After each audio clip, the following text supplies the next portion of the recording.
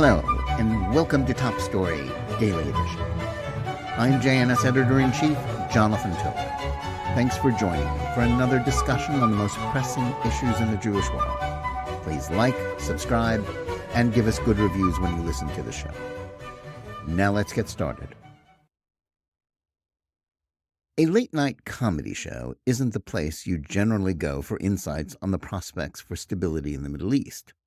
But the appearance this week of President Joe Biden on NBC's Late Night with Seth Meyers gave us more than just another example of the broadcast network's daily in-kind contributions to the Democrats and Biden's re-election campaign. The fawning interview served up softballs to the 81-year-old president, intending to undermine concerns about his age and declining abilities. It also served as an opportunity for him to tell us just what the United States stands for in international affairs. The fuzzy rhetoric of the president about being a Zionist notwithstanding, his statements about what he wants to happen in the Middle East showed that he was primarily interested in currying favor with his party's intersectional left wing that despises Zionism and that is well represented in Hollywood. Working to ensure that Islamist terrorists no longer pose a threat to Israelis or Americans wasn't high on his to-do list. That was evident in his comments about the imperative for a ceasefire in the current war against Hamas, as part of a deal to free Israeli hostages, for Israel to halt its campaign to eradicate the last strongholds of Hamas in Gaza, and to pause the fighting before the start of Ramadan. It was also inherent in his insistence that the Palestinians should be rewarded for the October 7th massacres with a diplomatic process that will lead to statehood that they don't want, but which they can use to continue their genocidal campaign to destroy the one Jewish state on the planet. For nearly 5 months, the Jewish world has been calling for the release of hostages taken by Hamas during the October 7th massacres in southern Israel, all of them. Indeed, the freedom of the hostages is one of Israel's 2 main war goals, alongside the elimination of Hamas. But as ongoing negotiations for the release of the more than 100 Israelis still being held captive by Hamas in Gaza continue, with flurries of diplomatic activity involving the United States, as well as Hamas's ally, Qatar, something is missing from the discussion of the proposed terms for such a deal. And that is a moral compass. Trading the lives of innocent Israeli civilians who were kidnapped from their homes amid an orgy of mass slaughter, rape, and torture that took place on October 7th for the release of Palestinians who have been convicted of acts of violence against Jews, including murder, is a bizarre and immoral concept that has already been normalized. Indeed, it is Israel's government that has done more to normalize this idea, because of its record of paying exorbitant prices to free Israelis held by terrorists.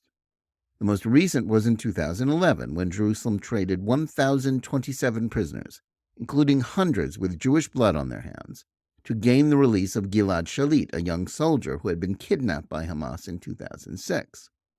That decision by Prime Minister Benjamin Netanyahu now hangs over the current negotiations as not just a terrible precedent, but a benchmark of extortion that Hamas and its foreign enablers believe can be made to look as if it were a bargain.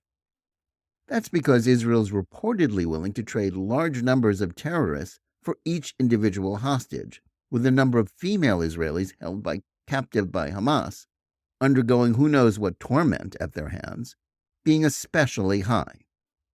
The hostage releases are supposedly also going to be strung out over weeks as part of a process in which Hamas can play with the emotions of Israeli families as they hope and pray that their relatives will be let go, and that they are among the ones still alive, since dozens of those still unaccounted for are believed to be dead.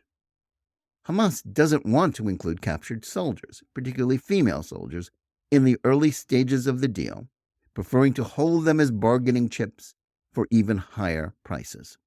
The terror group that ruled Gaza as an independent state in all but name until October 7th also wants many of the terrorists released to return to the Strip, thus giving them the opportunity to kill more Jews.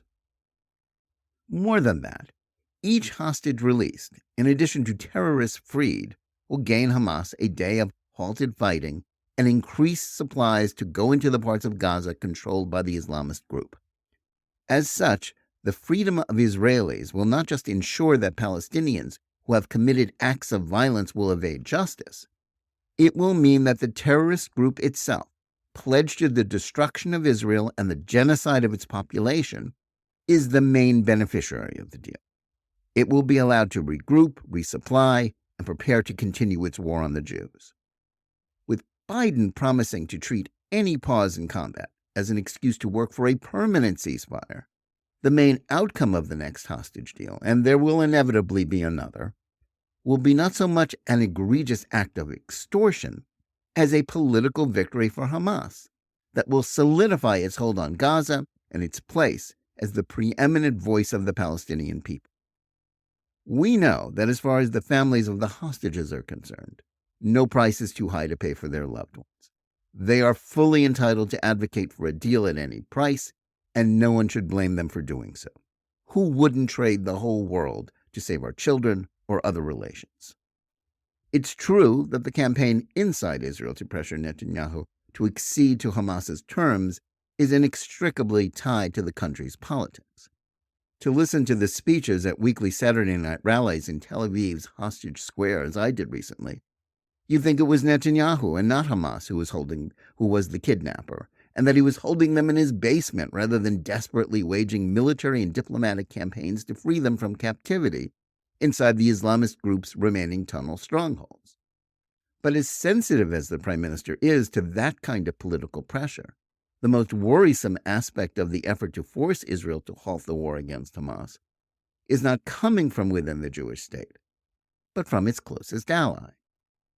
If the reported terms of a hostage deal, the prospects for which seem to change every day, if not every hour, are true, then it's an astonishing result that ought to give everyone in the civilized world pause.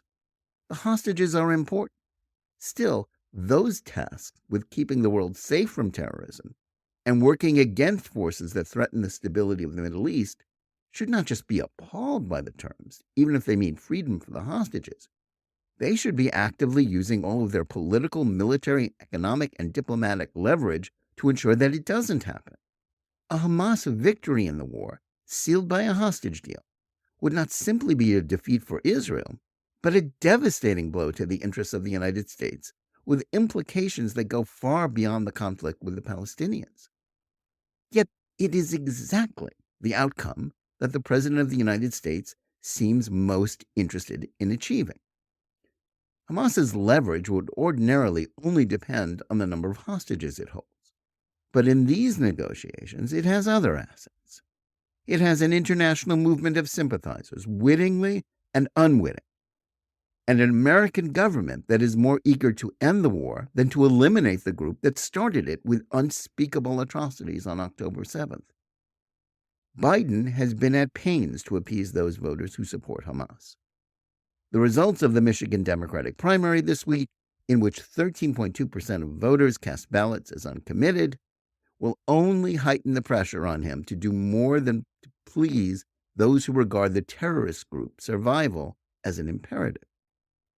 In an act of unintended irony, during his late-night appearance, he claimed that his likely opponent in November, former President Donald Trump, was the candidate of old ideas that were discredited. Yet Biden's position on the Middle East and his insistence that Israel must, sooner or later for the sake of its survival, accept a two-state solution is the oldest and most discredited policy option that could be imagined. At this point, it's not just something that has been tried and failed repeatedly. Palestinians have made it clear they have no interest in a state if it means living in peace next to a Jewish one. It's bad enough that Biden still pretends that by every measure of public opinion notwithstanding, that Hamas isn't broadly popular and representative of the Palestinian people. That's made all the more egregious by his comments to Meyers, in which he called for basically the toppling of Netanyahu's democratically elected government because it's, quote, incredibly conservative. It's also absurd that Biden pretends that the whole world is behind Israel, but that it will lose that support unless it stops its campaign against Hamas due to Palestinian casualties falsely labeled as genocide, which are regrettable but only continue because the terrorists refuse to surrender. This is much like the Nazis, whose ideology is echoed in Hamas's goals in the last days of World War II, as they preferred to see Germany destroyed and its people slaughtered rather than concede to the inevitable. His talk of the need for a holiday pause for Ramadan is equally off base, since no one in the international community seems to think it was wrong for Hamas to start a war on the Jewish holiday of Simchat Torah. Israelis have their own reasons for their views on a hostage deal. Some will support it because of their sympathies for the hostages and their families, or because they think it will hurt Netanyahu. Others oppose it because it will likely mean more Jewish blood shed in the future. But American interests are also involved. This is a deal that will not just grant a victory to the perpetrators of the largest mass murder of Jews since the Holocaust. It will mean that Hamas would exist as the main force in Palestinian politics for the foreseeable future, with unknowable consequences for regional stability. It will be a gift to their Iranian funders and allies elsewhere, like the Houthis, who are threatening the global economy because of Biden's foolish pre-October 7th appeasement of Iran. Above all, in a world in which the United States still plays an irreplaceable role as the defender of Western values and security, the eagerness with which Biden is pursuing this amoral deal is a measure of just how far American foreign policy has fallen on his watch. Thanks for listening. Please remember to tune in every day for Top Story Daily Edition and every week for the full hour-long JNS TV program. Whether you're listening to us on Apple, Google Play, Spotify, or any of the other podcast platforms, or on the JNS YouTube channel, please like and or subscribe to Top Story. Click on the bell for notifications and give us good reviews. Please write to us at editor@jns.org and let us know where you listen or watch the show and what you think about it. And remember, keep reading and thinking for yourself.